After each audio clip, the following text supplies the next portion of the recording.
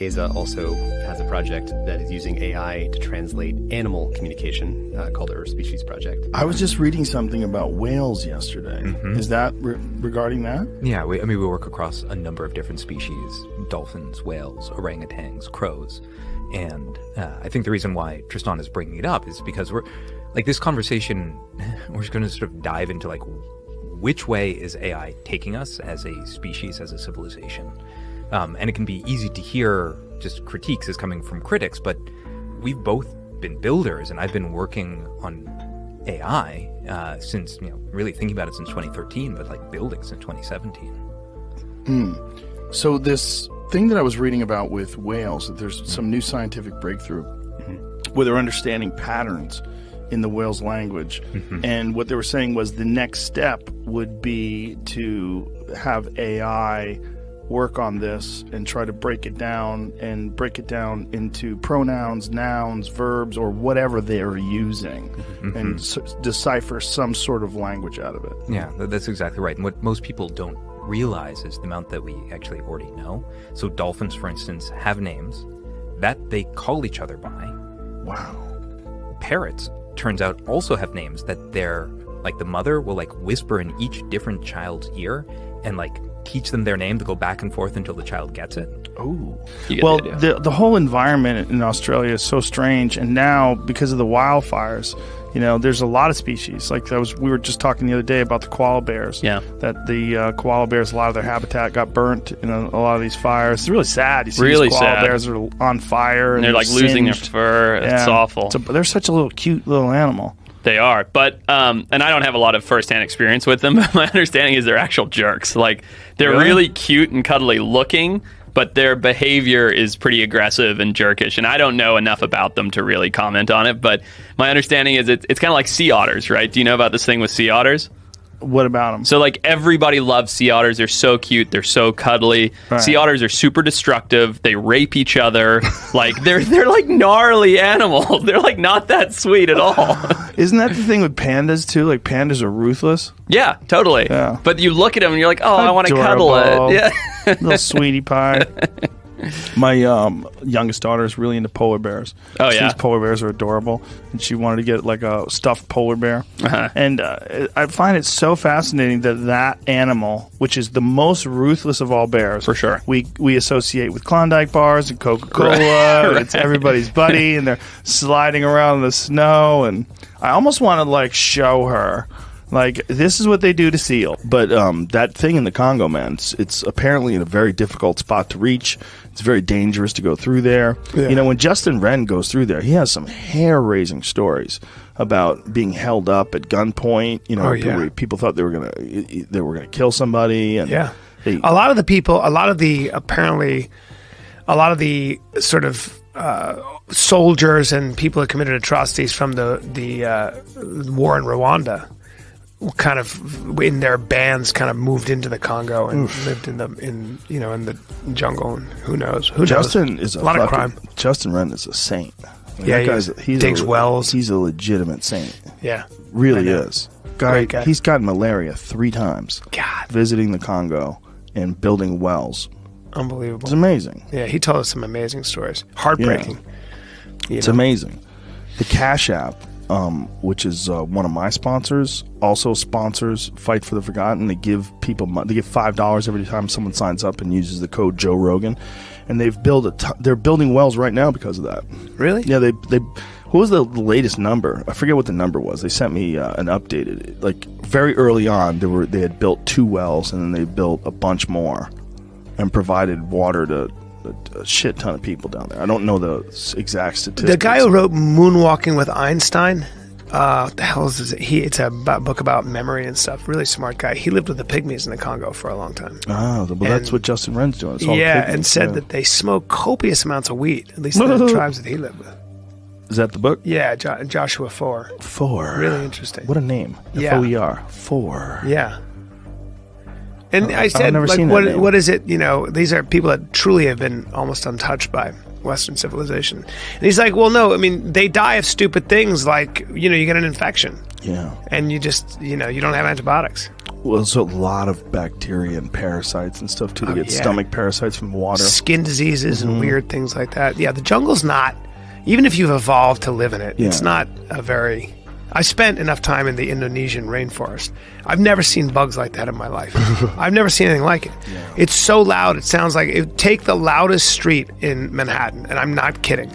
That's how loud the insects and birds and everything are. And then you have to carry bug spray does not work. Did I ever tell you this? The bug spray, you got to carry a sulfur coil. Yeah. Good luck with the mosquitoes. Bug spray, they laugh at your bug spray. You got to you have to burn a sulfur coil. And you just hold it. That's while correct. Walking. In certain times of the day, like when you wake up, they're all over the place. What year was this that you were doing this? Oh, God, I was 21. Did they have thermocells back then? I don't think so. Yeah, thermocells are the shit. Have you ever used a thermocell? No, what is that? Oh my God, they're a fucking game changer. Really? Yeah. It's a device that has like a heating coil in it and some fuel, and you ignite it. And the heating coil, it heats up, and you put this little pad across this screen, and this little pad has this stuff in it that mosquitoes hate. It's probably terrible for you. Yeah, I was some gonna fucking say. chemical. But the chemical wafts up in the air, and I'm telling you, it creates like a 10-foot bubble around you where no mosquitoes get in. That's great. Yeah, and look, even if it's a little bad for you, maybe it's like smoking a pack of cigarettes. Yeah, better than getting fed on. Yeah, I'm not using it every day. I wouldn't recommend using it every day, but if it's the difference between like enjoying, like if you're in a place like Alaska. Yeah, exactly. Walt Disney's a nice man, but Bambi was not a good thing for our collective psyche around hunting. Not just Bambi, but essentially all cartoons involving animals. The animals were your friends. Yes. Even predators. Yes. Like Yogi was your friend. He was your friend. He wore a tie. He was a a bear attack. He was a gentleman. He had a hat on. Yeah. He was in a picnic basket and You things. wanted your picnic basket. Jamie, look up. There was a trying to guy. take it. There was a dude recently who was caught poaching in Missouri, and the judge said that he had to watch Bambi once a month during his entire sentence. What? See if you can find that. That is real. That judge just needs a reality show. He's like, I know what to do, honey. I know what to do. We'll make him watch reality Bambi. show. He poached a gonna- deer. This is a guy who, like, there was like a whole family guys who were in like a poaching ring or something. I read this on the way over here. Here it is. Deer poacher sentenced to watch Bambi every month during a year in Missouri jail. Yeah, this might be a judge that's like looking for a little Found to have publicity. illegally killed hundreds of deer. Sometimes taking only their heads and leaving the rest to rot in fields. How about you keep that guy in jail for more than a year? There he is. Look at him. David Barry Jr. Look at him. Off the coast of Norway every year, there's a group of false killer whales that speak one way and a group of dolphins that speak another way. And they come together in a superpod and hunt, and when they do, they speak a third different thing. Whoa. Yeah, The whales and the dolphins. The whales and the dolphins. So they have a kind of like interlingua or lingua franca. What is a false killer whale? It's a sort of a messed up name, but it's just it's a species related to killer whales. They look sort of like killer whales, but a little different. So it's like in the dolphin genus. Yeah, Oh, exactly. wow. These guys. Okay, I've seen those Like before. a fool's gold type thing. Like it looks like gold, but it's God, they're Yeah. cool looking. Yeah. Wow, how cool are they? Mm-hmm. God, look at that thing. That's amazing.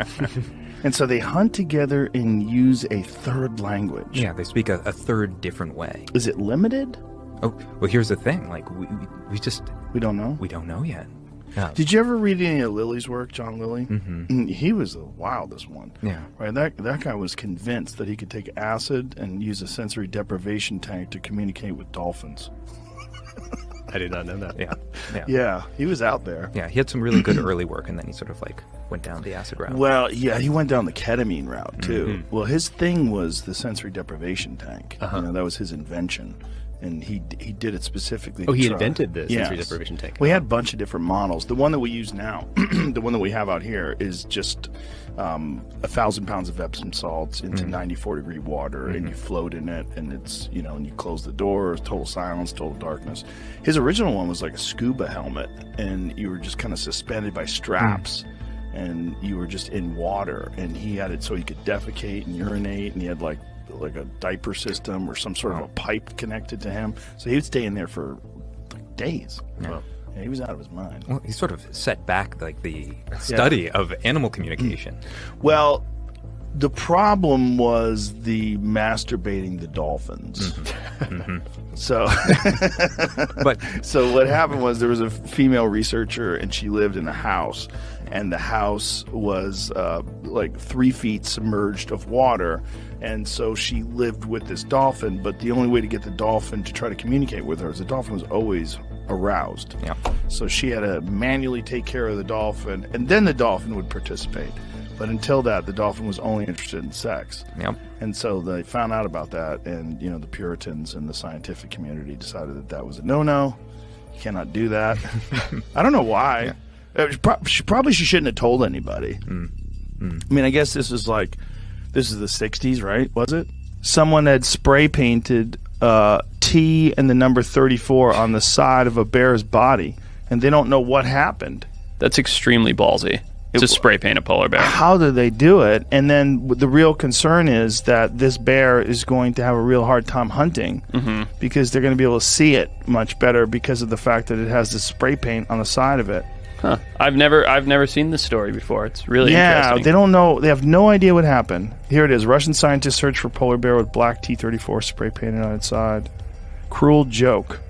Can turn deadly for a predator now too visible for both prey and poachers. Right. Yeah. I mean, do they have a hard time with they have a real issue with certain towns in Siberia that are like on the outskirts where polar bears are invading, and they have like dozens of polar bears entering their towns. They've even evacuated towns because of so many polar bears being there, from what I've heard.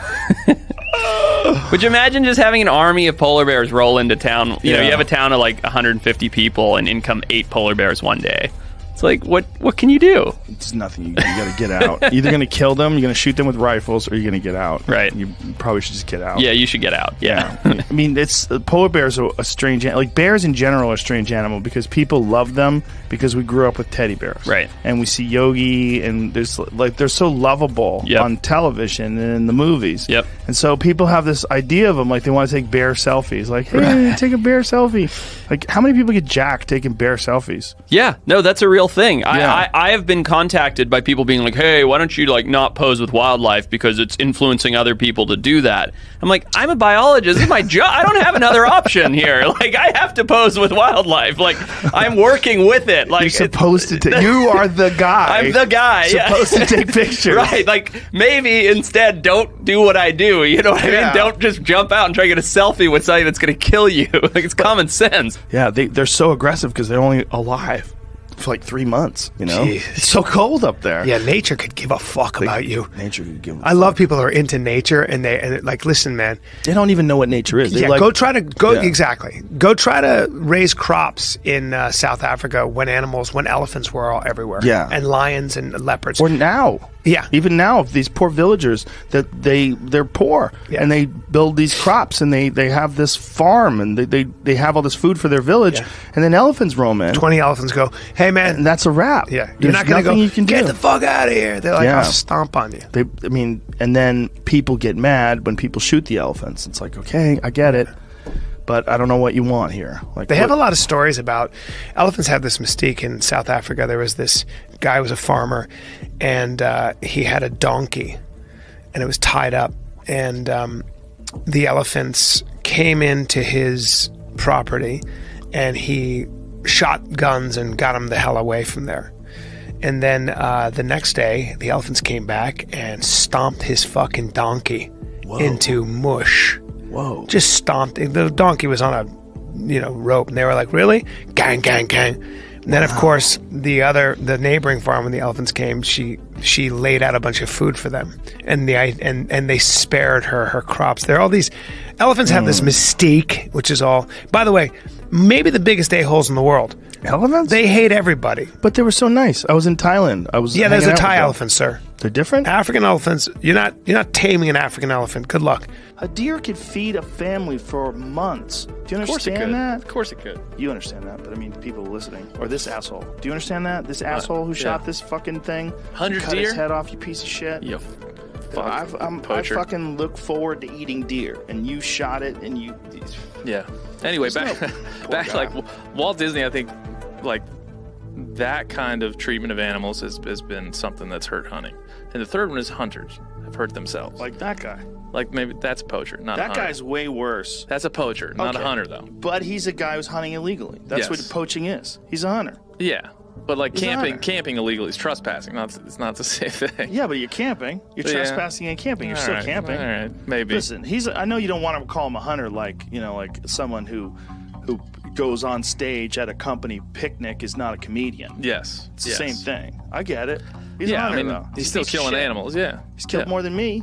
That's 100. Yeah, I'm a hunter, and he's killed more He's than an me. So he's efficient a poacher. hunter. That's true. He's a piece of shit. He is. But that's just like everything else, man. There's people that are good Uber drivers, and there's some that'll try to pull you under a bridge and fuck your mouth. Look, it's bad people out there. That's a good point to bring up. Like, is there a time? Like, I always bring up with hunting. It's like, somebody killed a giraffe, or a guy killed a family of baboons and did a photo. I saw that. Did you see that? Oof, not good. Not good. Wow, it's a fucking primate, bro. Yeah, I mean, there's like- nothing good about that. But the idea It's never of going to go putting well that for you. online. It's never going to go well for you. Yeah, did he put it online? No, he didn't put it online. To his, I guess, the credit that we can give the guy. Who put it online? The Idaho Statesman, or whatever the Idaho local How'd paper they was. get the pictures? I don't know. Or probably from one of the folks. He sent a mass email out to some friends and colleagues and things of like recapping his hunt in Africa. Like, here's all the things I did. And I think, and from my reading on the guy, and I got a lot of mutual friends with him, say he's a good guy. Like, he just screwed up, like made a bad choice That's here. a tough sell. I would say so too. Yeah, But they should put him in a cell and make He- him watch some monkey movies. yeah, I think he knew. Like, if I put this on. You gotta watch That's King gonna Kong spin up after every this. Is month it? for a year. Planet of the Apes. You gotta watch the Mark Wahlberg Planet of the Apes. The reality of baboons, and I've studied the work of Robert Sapolsky, Yeah. who's a guy who's been on the podcast before, and it's really pretty amazing stuff. What they found out about baboons that he studied, actually, because he actually studied a baboon tribe that the alpha males died off. They were all eating out of a poisoned garbage patch. There was a garbage patch that had sick food in it, and just bad food, and the alpha males who got to eat first always chased everybody out. They wound up dying off, and for more than one generation, I think it was several generations, they became like really peaceful and calm, and they weren't the vicious, violent baboons that are the norm. They taught dolphins 2 gestures. And the first gesture was do something you've never done before. Innovate. And what's crazy is that the dolphins can understand that very abstract topic. They'll remember everything they've done before. And then they'll understand the concept of negation, not one of those things. And then they will invent some new thing they've never done before. So that's already cool enough, but then they'll say to 2 dolphins, they'll teach them the gestures, do something together. And they'll say to the 2 dolphins, do something you've never done before, together. And they go down and exchange sonic information. And they come up and they do the same new trick that they have never done before at the same time. They're coordinating. Yeah, exactly. I like that. I like Wow. that bridge. So their language is so complex that it actually can encompass describing movements to each other. It's what it appears. Like, it doesn't, of course, prove representational language, but it certainly, for me, puts the Occam's razor on the other foot. Like, it seems like there's really something there, and that's what the project I work on, Earth Species, is about. Because, there's one way of diagnosing like all of the biggest problems that humanity faces, whether it's climate or whether it's opioid epidemic or loneliness. It's because there's we're doing narrow optimization at the expense of the whole. What's crazy is lions will take a chance on elephants. I know. Which is just so nuts. They will take a chance to try to kill an elephant. They'll jump on their back. They'll try to jack them. Well, when you go to a game reserve in South Africa, you can't. It has to be big enough to sustain lions because it's super expensive. Because they're just a pride of lions will eat everything. Yeah. So you got to keep replenishing the animals, Right. because they're just too effective. Well, after that dentist shot Cecil the lion, and Yeah. it became this international outrage. Yeah. They banned the lion hunting, and because of that, people didn't want to go back, and they weren't getting the money from it, so they wound up euthanizing like 200 lions. I know. Because their ungulate population was getting devastated. Mm-hmm. But what made me think when I heard that, I was like, how many lions are they killing?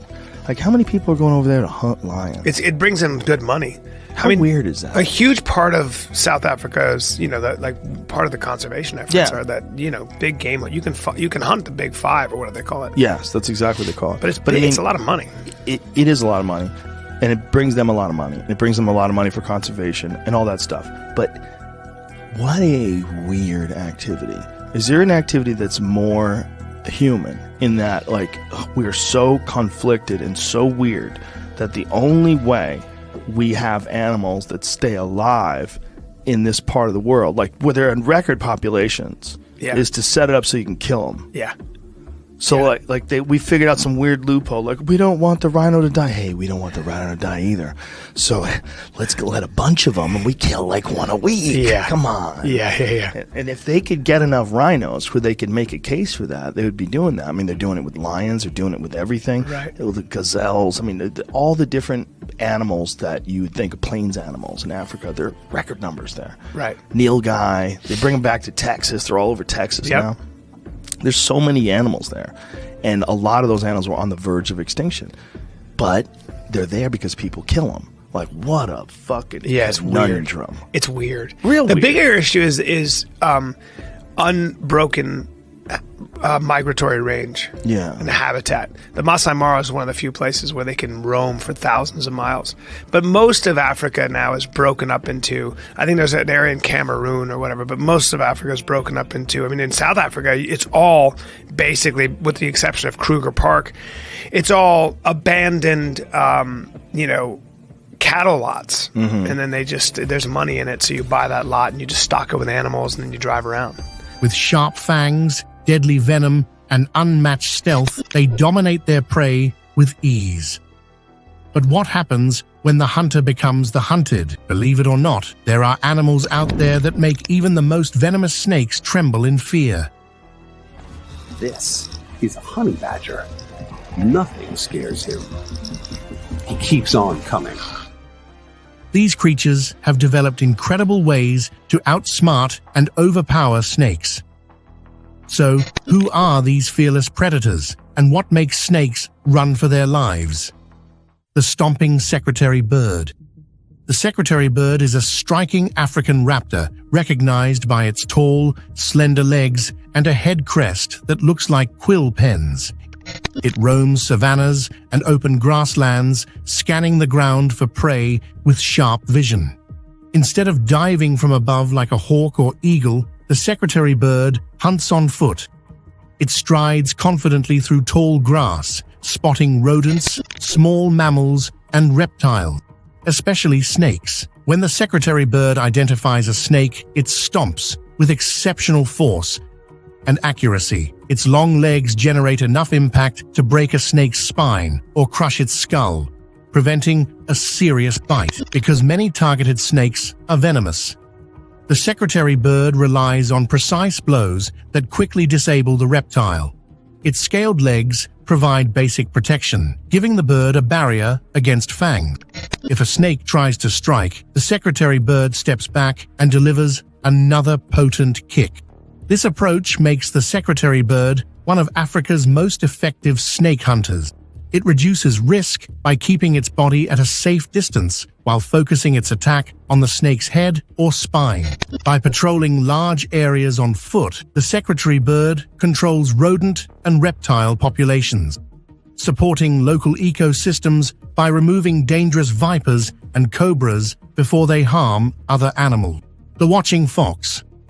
Foxes are found in a wide range of environments, including forests, deserts, farmland, and even city suburbs.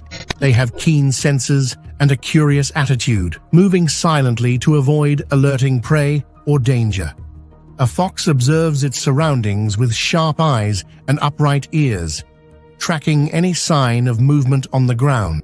When a fox encounters a snake, it typically moves in a careful circle, watching for the first sign of a strike. Foxes hunt a variety of small creatures, and they include snakes in that list if a chance appears. The fox relies on quick reflexes to avoid being bitten by a venomous serpent.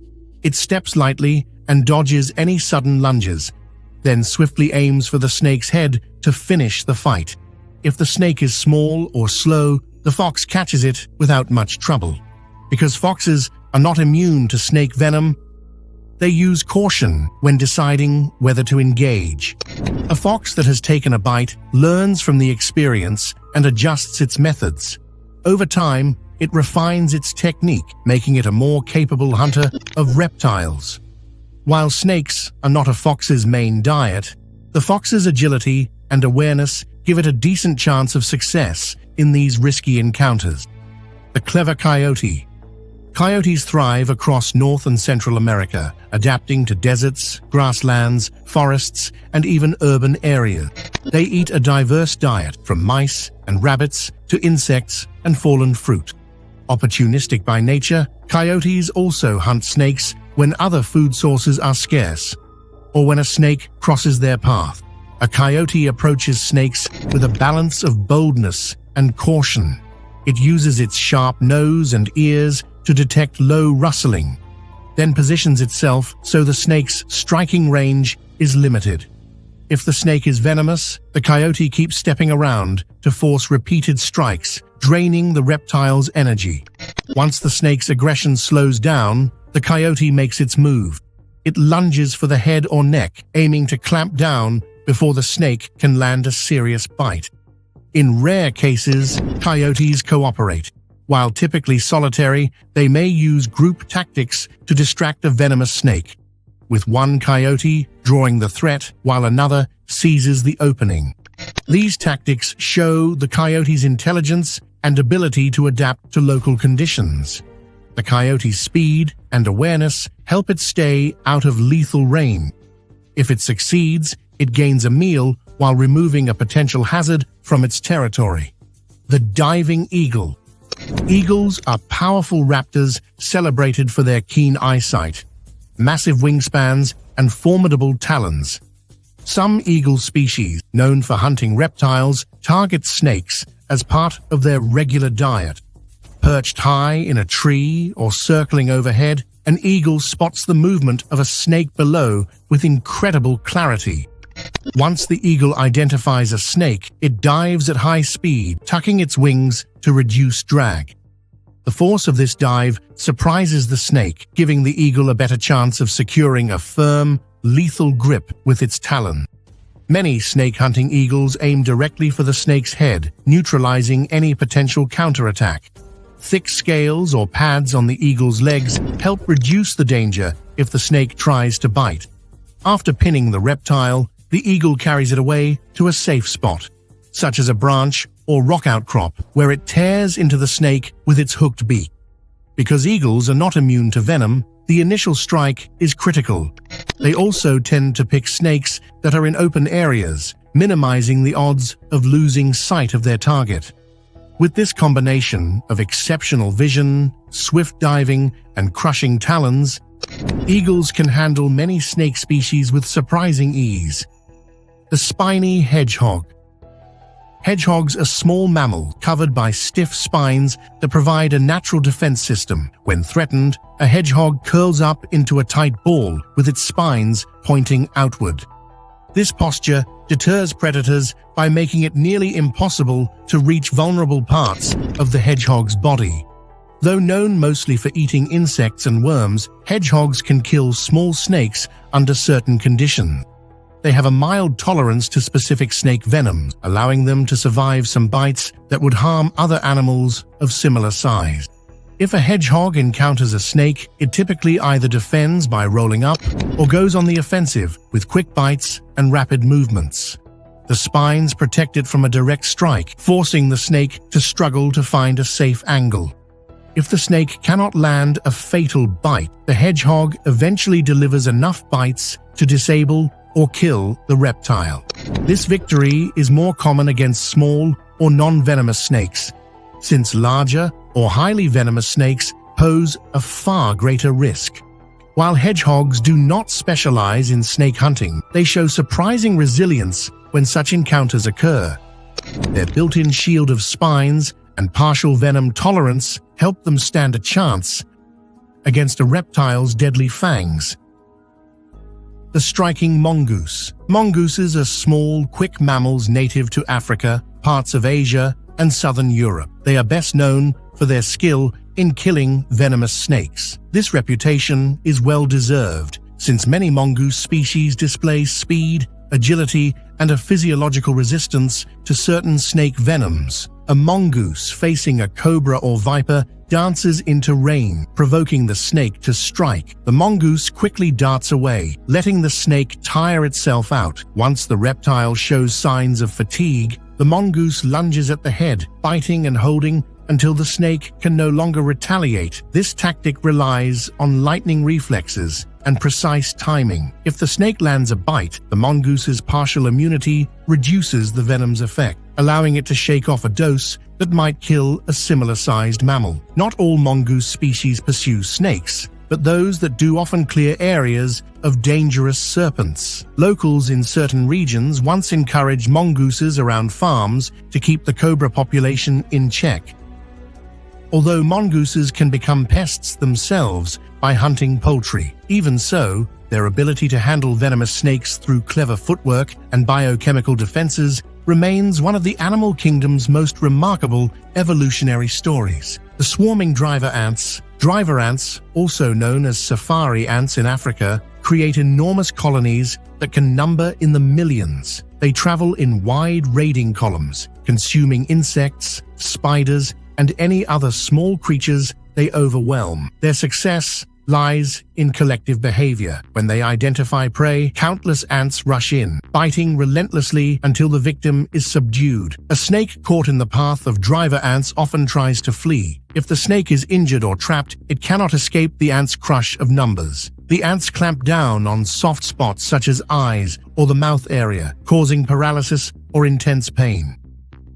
The snake, no matter how venomous, finds it nearly impossible to fend off so many attackers. Even large animals panic under a swarm, leaving them vulnerable to repeated bites. These ants have strong jaws that work well in large-scale raids, stripping prey of flesh or devouring smaller targets entirely. Though they do not go out solely to hunt snakes, they capitalize on any opportunity. Driver ants operate continuously, relocating the colony as food sources change. Their group mentality and ability to act as a single mass of predators makes them a severe threat for a snake that's unable to retreat fast enough. The reigning king cobra. The king cobra holds the title for the world's longest venomous snake, often exceeding 3 meters in length, with some individuals surpassing 4 meters. Found predominantly in the forests and wetlands of South and Southeast Asia, the king cobra eats other snakes as its primary food source.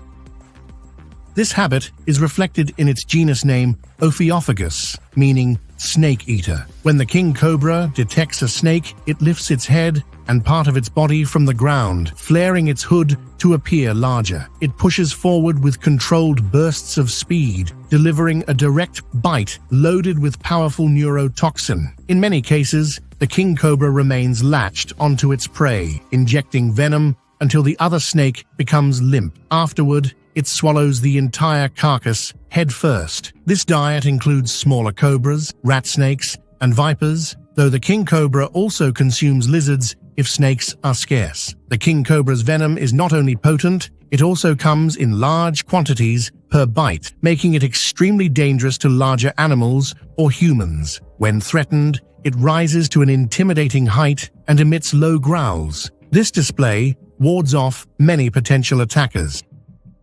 Its specialized feeding habits, intimidation tactics, and lethal venom underscore why it is called the king. The silent owl. Owls are nocturnal hunters that rely on stealth and keen senses to survive. They possess large, forward-facing eyes, excellent hearing, and specialized feathers that muffle the sound of flight. Commonly known for hunting mice and other small mammals, certain owl species also take snakes where they can find them. This is most likely to happen in rural areas, forest edges, or desert lands where serpents share the habitat. An owl perches on a branch at dusk or dawn, scanning the ground below for any motion. When it sees a snake, the owl drops silently from its perch, extending sharp talons to catch the reptile. A swift grip around the snake's body prevents a fang strike. If the snake struggles, the owl pecks at its head or neck, causing serious damage. Because the owl's feathers reduce the noise of its wings,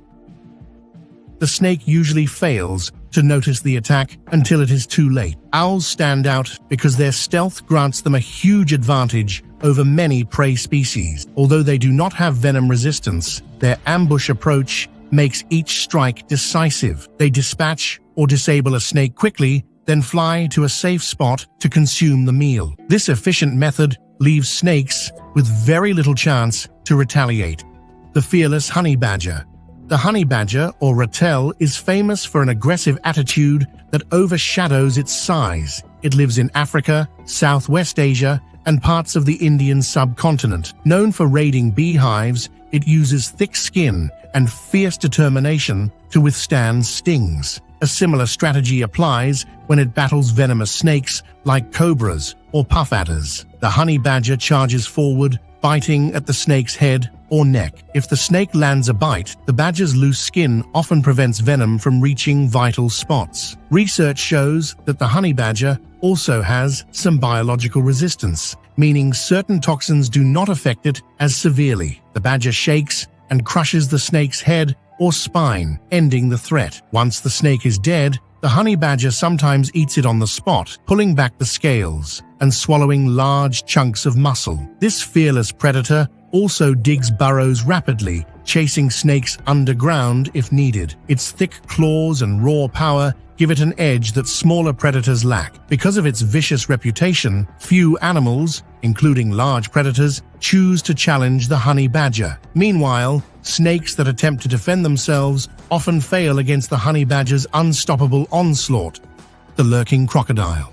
Crocodiles are apex reptiles that dominate rivers, swamps, and marshes across Africa, Asia, Australia, and the Americas. They watch from the water's edge with only their eyes and nostril above the surface. Their approach to hunting involves patience, ambush, and crushing strength. Fish, birds, and mammals rank high in their diets, but crocodiles also dispatch snakes if the chance arises. When a snake ventures into crocodile territory, the crocodile surges forward with surprising speed. A single snap of its jaw can shatter bones or crush vital organs. The crocodile then drags the snake underwater, where the reptile loses its final chance to wriggle free. Constrictors sometimes challenge juvenile crocodiles, but a large adult generally stays in control. Venomous fangs do not penetrate the crocodile's thick scales often enough to inject lethal amounts of toxin. Crocodiles may roll with their prey,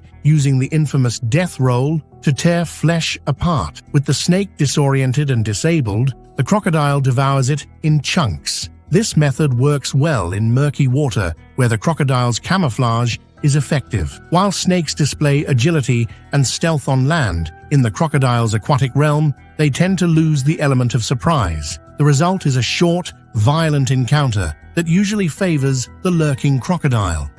The leaping bobcat.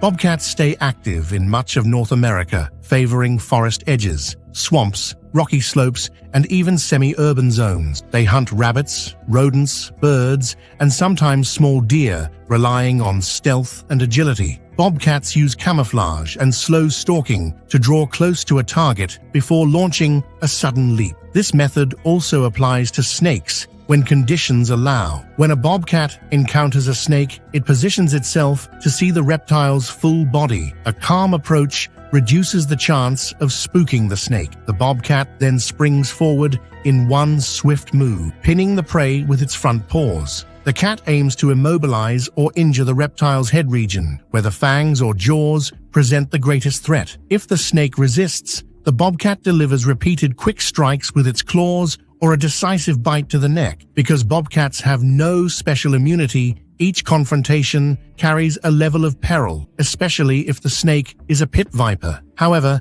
their advanced reflexes and powerful hind legs help them dodge or jump away from a strike. By capitalizing on stealth, speed, and well-timed pounces, these felines often succeed in neutralizing snakes that cross their paths. The handy raccoon.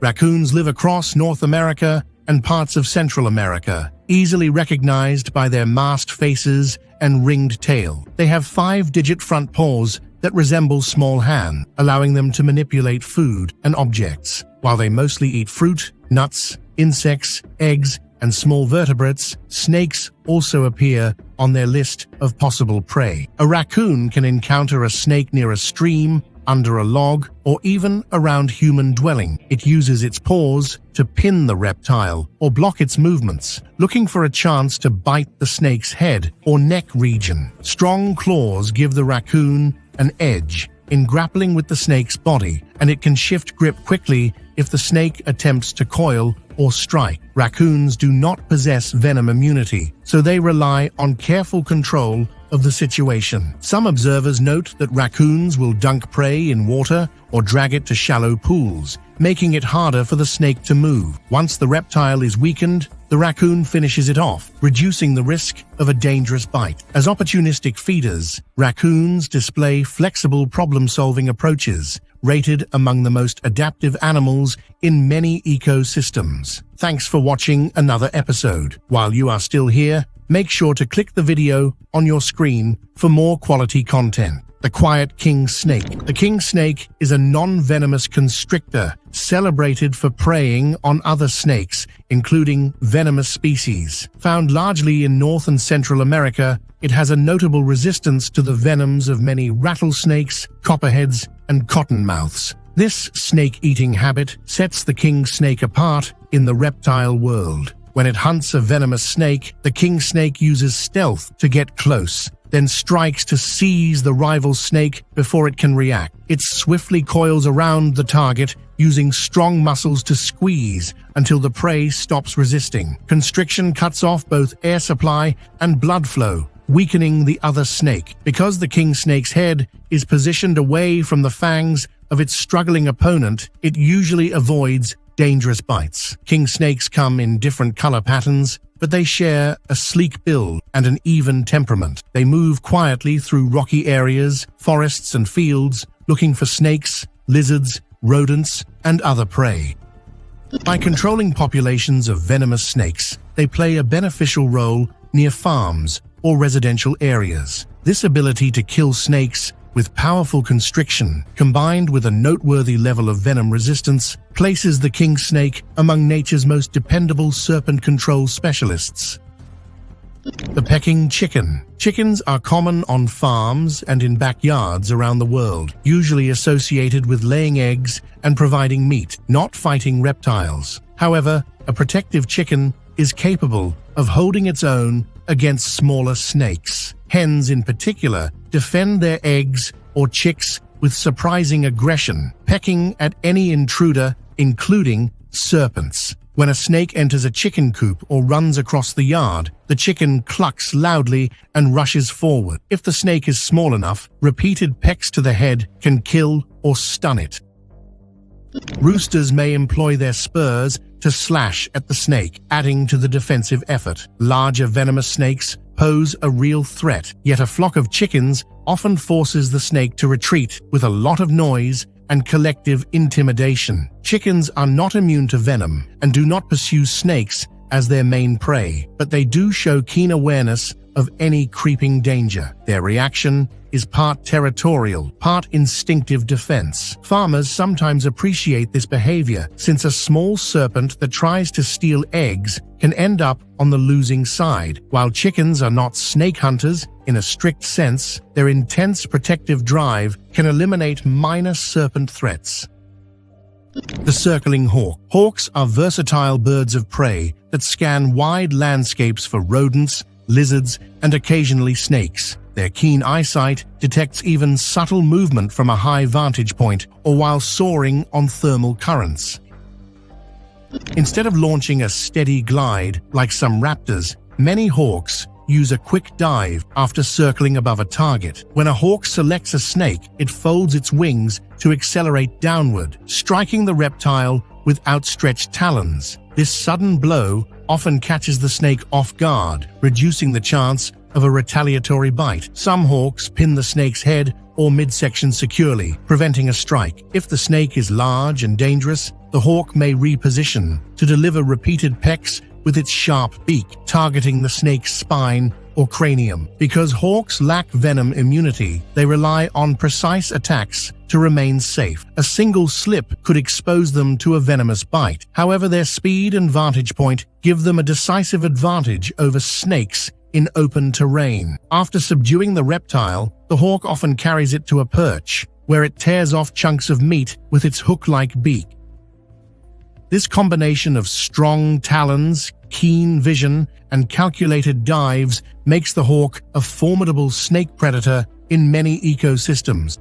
The waiting snapping turtle. Snapping turtles, especially the common snapping turtle and alligator snapping turtle, lurk in freshwater habitats across North America. They hide in muddy bottoms, under logs, or among aquatic plants, appearing almost motionless. This camouflage-based ambush tactic is key to their success. Fish, frogs, and other reptiles often fail to detect the turtle until it is too late. When a snake swims by or rests at the water's edge, a snapping turtle rapidly extends its neck, clamping down with powerful jaws. The bite force can cause severe damage, often killing or disabling the reptile. Although snapping turtles do not have venom resistance, their bulky shells and thick skin limit the danger from rushed strikes. If the turtle senses a venomous bite attempt, it pulls back into its shell or repositions for another snap. Alligator snapping turtles, known for their worm-like tongue lure, entice curious fish or amphibians right into their jaw. They will seize snakes in similar fashion if one ventures into range. Their approach is mostly passive, relying on patience until an unsuspecting target moves close. This opportunistic behavior, combined with strong jaws and a tough exterior, makes them a real threat to snakes that share their watery domain. The bold turkey. Wild turkeys roam large areas of North America, scratching through leaf litter for seeds, nuts, and insects. They move in flocks, communicating through a range of clucks, gobbles, and alarm calls. When they spot a snake, these big birds show a strong defensive drive. Their large size, coupled with group vigilance, can deter many predators, including smaller serpents. A single turkey can confront a small or mid-sized snake through pecks and wing slaps. A forceful peck from a turkey is surprisingly painful, and repeated strikes can injure or kill a snake. If the snake resists, the turkey continues its attacks, relying on size and strength to keep the reptile at bay. When multiple turkeys are present, they converge and create a wall of flapping wings and snapping beaks. The snake often flees, finding it difficult to face so many opponents at once. Turkeys do not specifically hunt snakes for food, but they refuse to let a threatening reptile roam freely among their flock. This displays a protective behavior that helps keep eggs, chicks, and adult birds safer. Their keen eyesight also helps them detect snakes early, giving them time to establish a defensive stance. Courage, group numbers, and sharp beaks make them surprisingly formidable when challenged.